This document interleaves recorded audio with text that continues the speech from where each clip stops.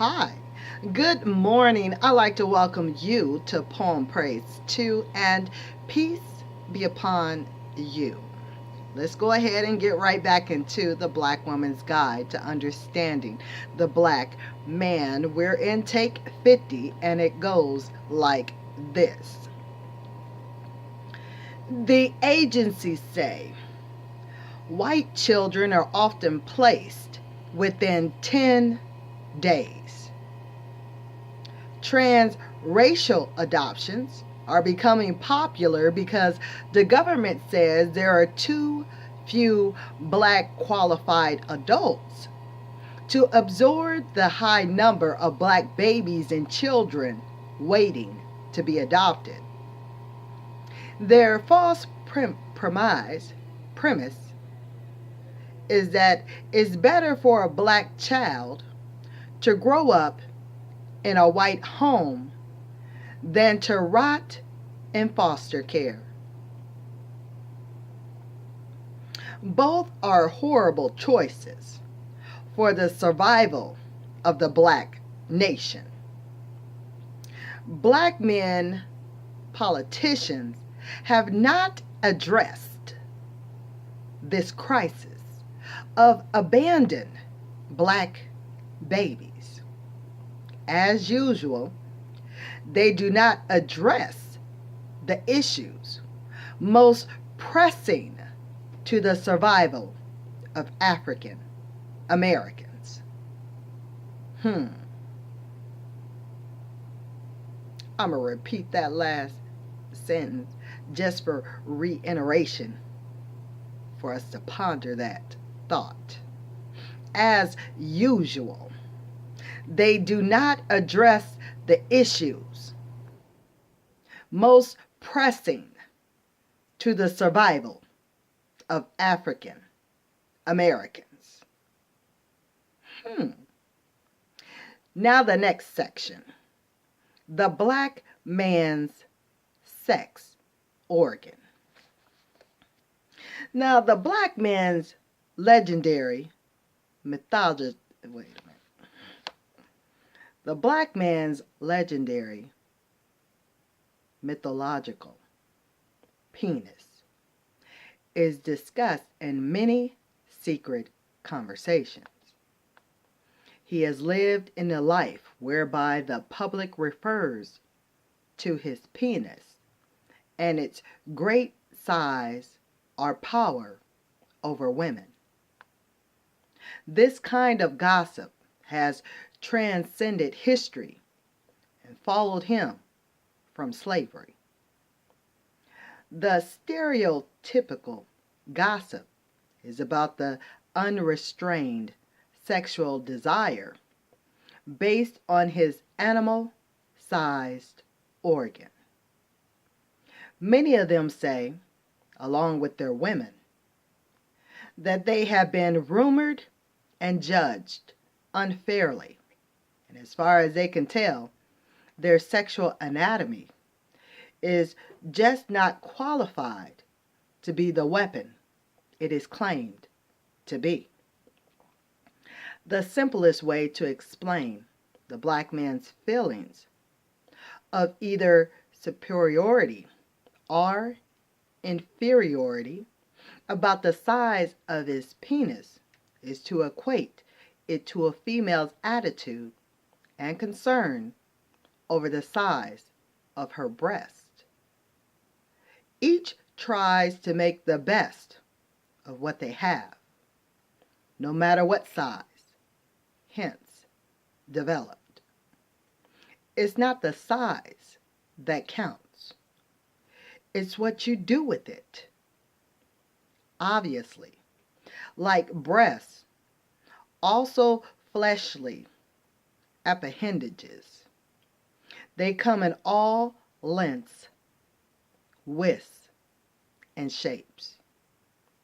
The white man's liberation movement has forced him to address some of the issues discussed because black women keep up with social changes in behavior of whites and customarily bring these same topics or issues to the attention of the black man.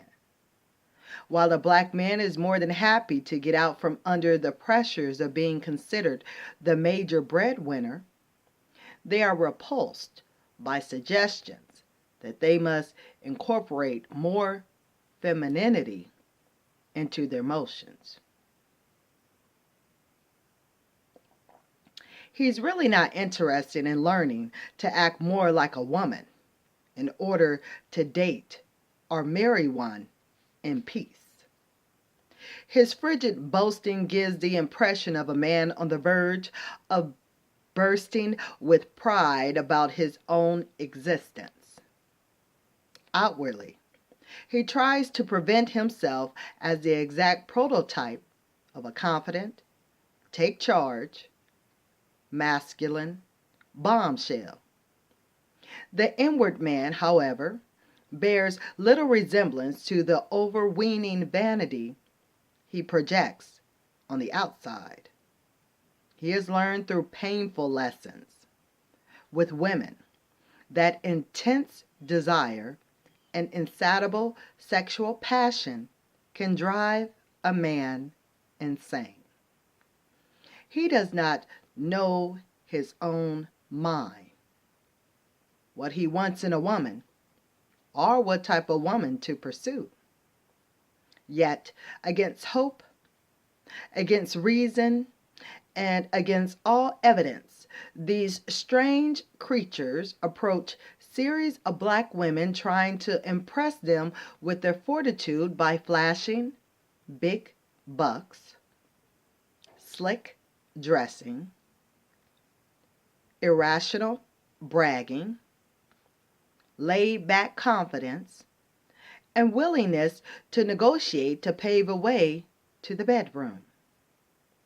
And in all these matters he is slow, halting, wobbly, unsure of himself, and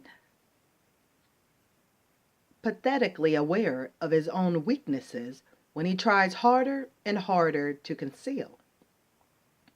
His relationships with women camouflage his cries of despair, utter misery, and often continued loneliness, even when he has a woman, because he can never really be honest by introducing his real personality. Being with several women, or trying to go with several at a time, represents another one of his vain, mysterious ways to seek out the purpose of his real life. He is so helplessly attracted to beautiful women. With the black man admires a woman on the street, he will whistle, yelp, or hoot out and yell. This may be, "Hey baby," or "Hey mama, you sure look good," or "Hey Miss Lady," or "You sure is fine," or "God," you could fill in a blank. It's got a blank in the book. Or "Shh," just got the SH. You could fill in the rest. Or some other catchy type phrase to get the black woman's attention. If she smiles kindly and keeps walking, he will usually just go on back to whatever he was doing. If she makes a mean face or ignores him, he may have a negative reaction from being rejected when he thought he was paying the woman a compliment. When this happens, he might yell out a cuss word, or tell her, "Oh, you can't speak?"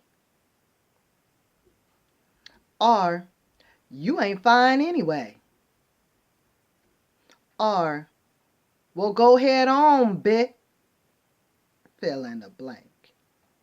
Or, "Fuh you." Then, or some other hostile remark to either embarrass the woman, put her down, or show off in front of his friends. Sometimes it's a black man who is raggedy, nasty looking, or using crude language to approach a woman will be ignored. It's always amazing to black women that some of the most vile looking men will attempt to hit on her or get her attention of a very attractive, sophisticated looking lady. Black women think that he must know that he doesn't have a snowball chance in hell of getting an upgrade woman's attention for anything. But this tells something about the ever-present ego of black men. They don't care how they're dressed, how they talk, or what they look like. They expect a pretty woman to respond to them. Some get so frustrated that they follow the woman down the street still yelling unsavory remarks at her to try to embarrass her for having the nerve to ignore him.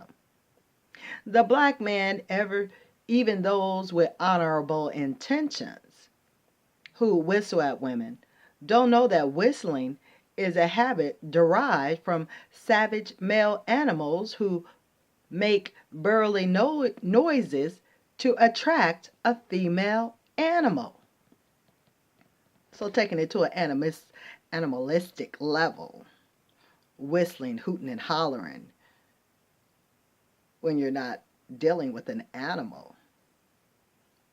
Now, if you know who you are, an animal is not going, an animal would respond to you.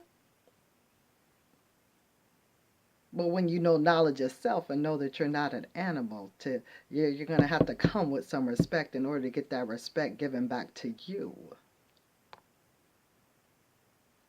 Yeah, I used to always think when they do that whistling and hollering and carrying on, wait a minute, that's not even my name.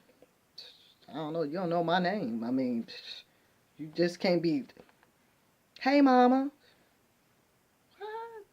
hey baby, for real? That's how you do? Come on now, man. It's a respectable, honorable way in regards to approach, in regards to conversation. Knowledge of self. Would you want somebody to treat you like that? Just think about it.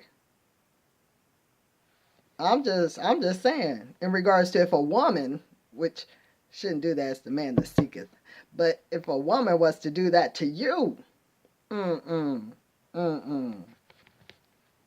concept, if you turn it around, you would even think about her different for her coming to you at that type of approach. So yeah, how would you think we think about that if a male come to us with that type of approach? In regards to the dress and everything, you're getting a visual observation when you look. When you look, you already get the visual observation before you even see the eyes, the mind, the mouth. Anyway, I'm going to get back to the book. I went a little far-fetched off that, but let's keep it moving. Now, the black men, even those with honorable intentions who whistle at women, don't know that whistling is a habit derived from savage male animals who make burly noises to attract a female animal. They use vocal signals to express their interest in a female. Baboons are using lip-smacking sounds to attract their mates. Just like black men who smack their lips or make hissing sounds to flirt with the woman. Some of them stick out their tongues as a way of insinuating an idea of what's on their minds. Sticking out the tongue is never a decent facial motion in any society. It is done to resemble an erect penis. It is also used by some animals to their opponents to signify hostility or aggression. So all that sticking out the tongue or running the tongue around the lips is not a good way to attract someone. Most black women think that this means that a man is hinting that he wants to have oral sex with her. And this is the way he offers it. That does complete this tape. Peace.